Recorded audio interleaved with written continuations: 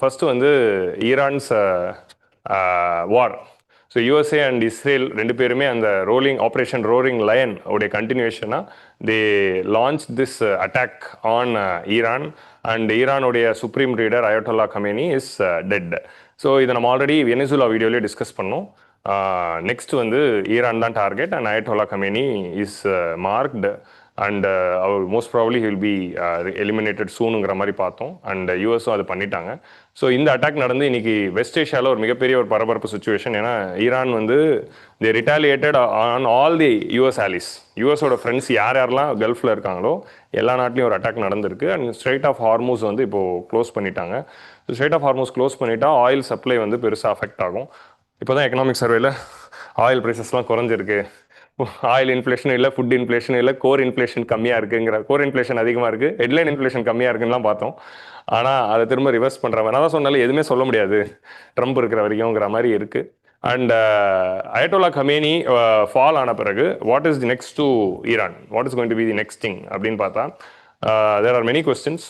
So இந்த US Iran war பற்றி நான் இன்றைக்கி ஏன் நடத்தலை அப்படின்னா ஆல்ரெடி நடத்தினது தான். நான் திரும்ப நடத்தி என்ன சொல்லணும், யூஎஸ்க்கு ஈரானுக்கு என்ன பஞ்சாயத்து, ஈரானுக்கும் இஸ்ரேலுக்கு என்ன பஞ்சாயத்து, ஏன் இது நடக்குது, அதை தான் நான் போன வீடியோவில் டிஸ்கஸ் பண்ணேன். ஸோ யூஎஸ் ஈரான் கான்ஃப்ளிக்ட் அப்படிங்கிற அந்த வீடியோ வந்து நான் போட்டிருப்பேன், அந்த வீடியோ பாருங்கள். அதே கதை தான். இன்றைக்கி என்ன நடந்ததுங்கிற எக்ஸ்ட்ரா அந்த ஒரு பிட்டை மட்டும் ஆட் பண்ணிக்கலாம். மிச்சபடி ஃபுல் கதையும் திரும்ப சொல்லணும்னு இல்லை, gone see that video. Extra கதை என்ன அப்படின்னா யூஎஸோடைய இந்த ஆக்ஷன்ஸ் டு இமீடியட்லி ஸ்டார்ட். அதுக்கப்புறம் என்ன ஆச்சுன்னா தே ஆர் நெகோஷியேட்டிங் இந்த நியூக்ளியர் அக்ரிமெண்ட்டை வந்து கொண்டு வரலாம், ஈரானை திரும்ப நியூக்ளியர் அக்ரிமெண்ட் சைன் பண்ண வைக்கலாம் அப்படிங்கிற மாதிரி நெகோஷியேஷன்ஸை ஸ்டார்ட் பண்ணாங்க. அக்ரிமெண்ட்டை ஸ்கிராப் பண்ணதே அமெரிக்கா தான். யூஎஸ்க்கு வந்து 9/11 அட்டாக் நடக்கிறப்போ கல்ஃபில் இருந்து ஃபஸ்ட்டு அமெரிக்காவுக்கு சப்போர்ட் பண்ணி டெரரிசம் கண்டம் பண்ணது ஈரான் தான். ஸோ அதே மாதிரி வந்து 2000 ஈரானும் வந்து ஆக்சிஸ் ஆஃப் ஈவில் அப்படின்னு புஷ் வந்து இது ஸ்டான்லி ஜான் எழுதியிருந்தார். ஆக்சிஸ் ஆஃப் ஈவில்னு புஷ் வந்து யார் சொல்லியிருப்பாருன்னா ஈரான், ஈராக் அண்ட் நார்த் கொரியான்னு சொல்லியிருப்பாரு. ஸோ நார்த் கொரியா உடனடியாக நியூக்ளியர் வெப்பன் டெவலப் பண்ண ஆரம்பிச்சிட்டாரு. ஈரான் வந்து டெவலப் பண்ணாதது தான் இன்றைக்கி வந்து அவங்களுக்கு வந்து பேக் ஃபயர் ஆயிருக்கு அப்படிங்கிறது தான் எல்லாரும் சொல்லுவாங்க. ஸோ ஒருவேளை நியூக்ளியர் வெப்பன் அவங்கள்ட்ட இருந்திருந்தால் அவங்களே அட்டாக் பண்ணியிருக்க மாட்டாங்க. ஸோ நம்ம அதோட ஸ்டோரி பார்த்தோம், வெனிசுலா கிரைசிஸ் அப்போவே பார்த்தோம். They have one of the largest oil reserves. வெனிசுலாக்கு அடுத்து லார்ஜஸ்ட் ஆயில் ரிசர்வ்ஸ் வச்சிருக்காங்க. ஈராக் கிட்ட இருக்கு. ஈராக் ஆல்ரெடி கண்ட்ரோலில் வந்துருச்சு. இப்போது நெக்ஸ்ட் ஈரான் இருக்கு. ஸோ இந்த ஈரான் அண்ட் வெனிசுலா கிட்ட இருந்து தான் China is getting their oil இருக்கு. ஸோ சைனாவோட மேஜர் க்ரூட் ஆயில் சப்ளையர்ஸ் யாருன்னா வெனிசுலாவும் ஈரானும் தான். ஸோ இந்த அட்டாக் மூலமாக இப்போது நம்ம ஈரானுடைய ஆயில் எக்ஸ்போர்ட்ஸை கண்ட்ரோல் பண்ணி ஈரானோட ஆயில் சப்ளைஸை கண்ட்ரோல் பண்ணுறது மூலமாக சைனாக்கும் நம்ம ஆயில் எக்ஸ்போர்ட்ஸை கண்ட்ரோல் பண்ணலாங்கிறது தான் யூஎஸோடைய இன்னொரு சைட் ஆஃப் இன்டென்ஷனும் இருக்குது அப்படிங்கிறதும் சொல்கிறாங்க. இதில் வந்து யூஎஸோட ஆக்ஷன்ஸ் வந்து ஜஸ்டிஃபைடா. So before going into that let's see about Ayatollah Khamenei. Ayatollah கமேனியோட இந்த ரிஜைம் வந்து இப்போ நெக்ஸ்ட் என்ன ஆக போகுது அப்படின்னு யோசிச்சு பார்க்குறப்போ either the regime will continue, successor will come. Successor council form பண்ணியிருக்காங்க.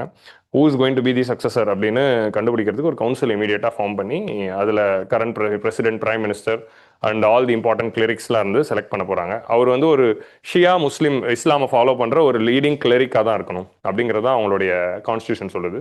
ஸோ அப்போது அந்த பர்சனை தான் இப்போ நெக்ஸ்ட் இதுக்கு ஆக்சுவலி சக்சஸராக இப்ராஹிம் ரைசி அப்படிங்கிறவர் தான் சக்சஸராக வருவார் அப்படின்னு எக்ஸ்பெக்ட் பண்ணிட்டு இருந்தாங்க. Ibrahim Raisi unfortunately he died in helicopter crash in 2024. So அதனால் அடுத்த சக்சஸர் யாருங்கிறத பார்த்துட்டு இருக்காங்க. So either the regime will continue or military might take over or வந்து என்ன ஆகலாம்னா people's movement like Trump he said people's movement நடந்து people can come and take over and regime change வரலாம். ஆஃப்டர் 1979 திரும்ப இப்போ ரிஜிம் சேஞ்ச் வரலாம். Maybe இன்னும் டெமோக்ரஸியை நோக்கி போகலாம் அப்படிங்கிற மாதிரி நிறைய ஸ்பெகுலேஷன்ஸ் இருக்குது. அதெல்லாம் வெயிட் பண்ணி தான் பார்க்கணும். வெயிட் பண்ணி பார்த்து ஒரு 2-3 வாரம் கழிச்சு என்ன ஆகுதுங்கிறது எடிட்டோரியல்ஸில் நம்ம டிஸ்கஸ் பண்ணுவோம். ஸோ இப்போ அயட்டோல்லா கமேனியோட ரிஜைம் வந்து ஃபால் ஆகணுமா அப்படின்னு பார்த்தா அயட்டோல்லா கமேனி இஸ் அ டிக்டேட்டர். மக்களுக்கு சிவில் ரைட்ஸு, சிவில் லிபர்ட்டிஸு எல்லாத்தையும் கட் பண்ணி ஒரு மோசமான ஆட்சி நடத்தின ஒரு ரிஜிம் தான் ஈரானோட ரிஜிம். அதில் ஒரு டவுட்டும் இல்லை. ஒரு பீப்புளோடைய சிவில் லிபர்ட்டிஸை கட் பண்ணி உமனோட ரைட்ஸை வந்து கட் பண்ணி ஏகப்பட்ட ப்ரொட்டஸ்ட் நடக்கிறப்போ இன்ஹியூமனாக ட்ரீட் பண்ண அந்த டிக்டேட்டர்ஷிப்போட ரிஜிம் தான் இது. அதுதான் இப்போ ஃபால் ஆயிருக்கு. ஃபால் ஆச்சா இல்லையான்னு தெரில. ஸோ அப்போது அயட்டோல்லா கமேனியோட ரிஜிம் ஃபால் ஆகணும் அப்படிங்கிற போது அந்த ஆங்கிளில் பார்க்குறப்போ ஓகே. ஆனால் அமெரிக்கா யார் வந்து அதை ஃபால் பண்ண வைக்கிறது? அது ஈரான் மக்கள் முடிவு பண்ணணும், அமெரிக்கா முடிவு பண்ணக்கூடாது. அமெரிக்கா ஹைஸ் ஓட இந்த action is blatantly condemnable. No one in this world or no legal document in this world has given rights to USA or Israel to bring in a regime change in Iran. Iran regime change கொண்டு வரதுக்கு America யாரு?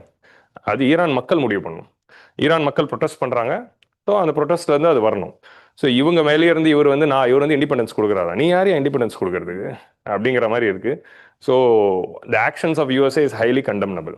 Okay, என்னதான் ஒரு dictatorship regime போச்சு, இப்போ வெனிசுலாக்கு அப்படி தான் பார்த்தோம். டிக்டேட்டர்ஷிப் ரெஜிம் போச்சுங்கிற ஒரு ஆங்கிள் இருந்தாலும், அப்போ நான் சொல்கிற ஒரு சில டிக்டேட்டர்ஸையும் ரெஜிம் சேஞ்ச் பண்ணுங்க. சி ஜின்பிங்னு ஒருத்தர் இருக்காரு, முடிஞ்சா கை வைங்க.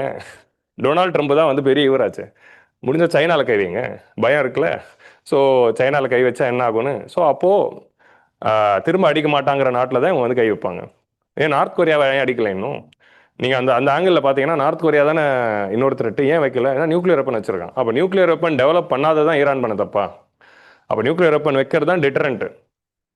அவனே வந்து நான் நியூக்ளியர் வெப்பன் டெவலப் பண்ணலை, என் மேலே இருக்க சாங்ஷன்ஸை ரிமூவ் பண்ணுங்க அப்படின்னு கையெழுத்து போட வந்தான். கையெழுத்து போட்டான். ஒபாமா பீஸ் டீலை கொண்டு வந்தார். இப்போ அவருக்கு தான் நோபல் பிரைஸ் கொடுக்கணும். வந்து ஆட்சிக்கு வந்து ஒரு வருஷத்தில் இது எத்தனாவது வார்? ஸோ வார் மேலே வாராக பண்ணிக்கிட்டு இருக்க இவருக்கே கொடுக்கணும். ஸோ ஆல்ரெடி பீஸ் எஸ்டாப்ளிஷ் பண்ணி ஈரானை பீஸ் டீல் சைன் பண்ண வச்சு நியூக்ளியர் வெப்பன் டெவலப் பண்ண மாட்டேன்னு கையெழுத்து வாங்கின பிறகு அந்த பீஸ் டீலை ஸ்கிராப் பண்ணி அவங்களுக்கு வந்து திரும்ப ஒரு சீட் பண்ணால் எப்படி ட்ரஸ்ட் இஷ்யூஸ் வராதா? எப்படி ஈரான் வந்து திரும்ப வந்து சைன் பண்ணுவாங்க? ஸோ இதில் ஈரான் மேலே ஒரு தப்பும் கிடையாது, எல்லா தப்பும் யூஎஸ் மேலே தான். ஸோ யூஎஸ்க்கு யாருமே நம்ம வந்து ஜஸ்டிஃபை பண்ணல. ஈரான் மேலே ஒரு தப்பு இல்லைங்கிற இந்த சென்ஸ் யூஎஸ்க்கும் ஈரானுக்குள்ள இருக்க கான்ஃப்ளிக்டில், Iran Saudi Arabia, Iran Israel கான்ஃப்ளிக்டில் வேற, Iran is also having a lot of issues. நம்ம ஈரான் வெர்சஸ் யூஎஸ்ஏ அப்படிங்கிற இந்த 2 டைமென்ஷன் பார்க்குறோம்.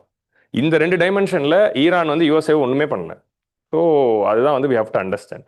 ஈரான் வெர்சஸ் இஸ்ரேல்னு பார்க்குறப்போ அவங்களுக்குள்ள ஒரு கோல்டு வார் இருக்குது, ஆக்சிஸ் ஆஃப் ரெசிஸ்டன்ஸ் இருக்குது, அந்த கதையெல்லாம் okay. But why USA must involve அப்படிங்கிற இந்த கொஸ்டின் தான் நம்ம ரைஸ் பண்ணணும். நான் ஒரு வாரை ஆரம்பிக்க மாட்டேன், எல்லா பிரசிடென்ட்ஸும் வார ஆரம்பிச்சு அமெரிக்கா வந்து துரோகம் பண்ணுறாங்க, வார நிறுத்த தான் வரணும், இவங்களுக்கு வந்து கவர்னன்ஸ் பண்ணவே தெரியல அப்படின்னு எலெக்ஷன் கேம்பெயின் பேசிட்டு வந்து தான் ஆட்சி பிடிச்சாரு ட்ரம்ப். வந்து இவரே 4 வாரம் ஆரம்பிச்சு வச்சிருக்காரு. ஸோ அப்போ உங்களுக்கு புரியுதா? இப்போ எலெக்ஷன் சீசன் வேறு. ஸோ நிறைய ஸ்பீச்லாம் கொடுப்பாங்க. ஸோ அப்போ இவங்களோட ஸ்பீச்செல்லாம் வந்து நம்ம வந்து எந்த இடத்துல இருக்குங்கிறது நீங்கள் புரிஞ்சுக்கோங்க. So this is how the hypocrisy of US politics. So that's the story there. So இந்த ஆக்ட் வந்து we must not take it lightly. இதை வந்து ஒரு ஈஸியாவோ லைட்லியாவோ நம்ம வந்து எடுத்துக்கூடாது. உலக நாடுகள்லாம் கண்டம் பண்ணணும். ஸோ இந்த மாதிரி இன்னொரு நாட்டோட சாவர்னிட்டியில் தலையிடுறது. ஸோ இதுவே மக்கள் வந்து புரட்சி பண்ணி ரிஜிம் சேஞ்ச் பண்ணுறாங்க அப்படின்னா அது வேற. That is very legitimate. ஏன்னா people is having the rights. நேபாளில் நடந்துச்சு, பங்களாதேஷில் நடக்குது, அப்படி ஈரானில் நடக்குதுன்னா அது வேற. ஸோ அப்படி தான் வந்து we have to see these things. So இதை பற்றி என்ன ஆகுது அப்படிங்கிறத வெயிட் பண்ணி நம்ம பார்ப்போம். வாட் ஹேப்பன்ஸ் நெக்ஸ்ட் அப்படிங்கிறது. ஸோ இவர் என்ன சொல்லியிருக்காருன்னா, நான் வந்து உங்களுக்கு வந்து ஒரு கிஃப்ட் கொடுக்குறேன், நான் நைட் அட்டாக் பண்ணி உங்களோட ரிஜிமை நான் காலி பண்ணிடுறேன், நீங்கள் அடுத்த நாள் வந்து ப்ரொட்டஸ்ட் பண்ணுங்க அப்படின்னு ஈரான் மக்களுக்கு ஒரு மெசேஜ் அனுப்பிச்சிருக்காரு ட்ரம்ப். ஸோ நீங்கள் அடுத்த நாள் வந்து ப்ரொட்டஸ்ட் பண்ணி பவரை டேக் ஓவர் பண்ணிக்கோங்க அப்படிங்கிற மாதிரி சொல்லியிருக்காரு. ஸோ என்ன நடக்குதுங்கிறது பார்ப்போம். ஸோ நெக்ஸ்ட் வந்து இதே டைமில் பாகிஸ்தானுக்கு ஆப்கானிஸ்தானுக்கு ஒரு வார் வந்து சைமல்டேனியஸாக ஆரம்பிச்சிருக்கு. யாரையாங்கிற மாதிரி. இப்போ நம்ம இந்தியா பாகிஸ்தான் வார ஆரம்பிக்கிறப்போ நம்ம வந்து ஏதோ வந்து மான்ஸ்டர் மாதிரியும், நம்ம ஏதோ உலக அமைதிக்கு சீர்குலைஞ்சா மாதிரியும் ட்ரம்ப் பேசிக்கிட்டு இருந்தார். இன்னைக்கு வெஸ்ட் ஏஷியாவில் அவ்வளோ பெரிய ஒரு இது தேவையில்லாத கான்ஃப்ளிக்ட், இது எவ்வளோ பெரிய ஒரு ராமிஃபிகேஷன்ஸ் கொடுக்க போகுதுங்கிறது வந்து நீங்கள் பார்க்கணும். ஏன்னா it's going to create a very big change in West Asia. ஏன்னா அயட்டோலா கமேனியோட எலிமினேஷனுங்கிறது இட்ஸ் பிக். ஸோ அந்த ஆங்கிளில் we have to wait and see. Pakistan Afghan war is the historic war which is happening for long. அவங்களோட border skirmishes Durand லைனில் cross border firings வந்து அடுத்த கட்டத்துக்கு போயிட்டு ஒரு வாராக போயிட்டு இருக்கு. ஸோ அதுக்கு மேலே அதில் டிஸ்கஸ் பண்ணுறது ஒன்றும் இல்லை. பார்டர் இஷ்யூ தான். Border issue just opened up as a war. And Afghan Taliban regime is supporting the Tehreek Taliban of Pakistan. ஆப்கானோட தாலிபான் ரிஜிமோட ஒரு பிரான்ச் தான் தேரிக் தாலிபான். இந்த தேரிக் தாலிபான் பாகிஸ்தானில் இருக்க ஒரு branch. They are fighting against Pakistan government. So அப்போ அவங்க ப்ராக்சி வார் நடத்துகிறாங்க, கிராஸ் பார்டர் டெரர் சப்போர்ட் பண்ணுறாங்க அப்படின்ட்டு பாகிஸ்தான் தாலிபானை பார்த்து சொல்லுது. ஏய் ஏன் இந்த ஹிப்போக்ரஸியை பார்த்தாலே சிரிப்பு வருது. ஸோ அதனால் வந்து வாருக்கு போகிறாங்களாம். அதனால தான் நாங்களும் உங்ககிட்ட வாருக்கு வரோம். ஸோ அதுதான் வந்து வி ஹாவ் டு அண்டர்ஸ்டாண்ட்.